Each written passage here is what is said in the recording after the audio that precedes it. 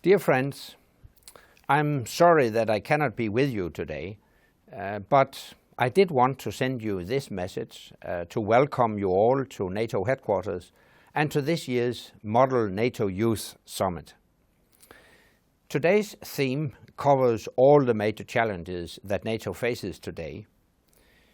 That is quite an achievement for the organizers, and it is quite a challenge for you, the participants. Allow me to set the scene for your discussions today and outline some of the challenges we face.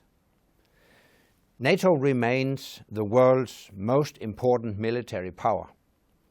Our 28 member nations continue to account for over half of global defense spending. But the economic crisis is a reality we all have to deal with.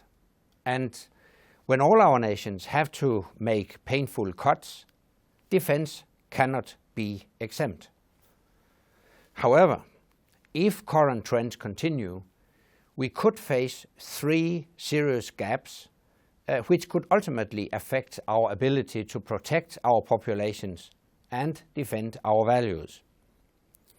First, we could see a growing gap between the ability of different European allies to deal effectively with crises on their doorstep. Second, we could also face a larger transatlantic gap. The ability of NATO's European nations to work together with our North American allies would be limited, and there would be a risk of weaker political support for NATO in the United States. Finally, the rise of emerging powers could create a growing gap between their capacity to exert influence in the world and our own ability to do so. We must never forget that our freedom, our prosperity, and our well-being rest on our security. And we cannot take our security for granted.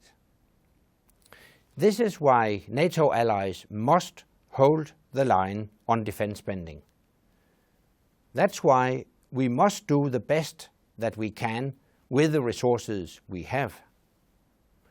And it is why NATO remains so vital.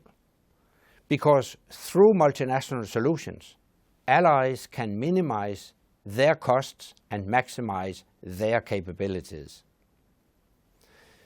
At a time when many of our nations are grappling with austerity, some say we simply can't afford the price of security. I say that we simply can't afford the cost of insecurity to each of us and to our way of life. That is why defense matters. It's why NATO matters. And it's why your summit matters. So I wish you all an excellent meeting. And I'm looking forward to seeing your ideas about how we can all tackle the challenges of today to safeguard our security of tomorrow.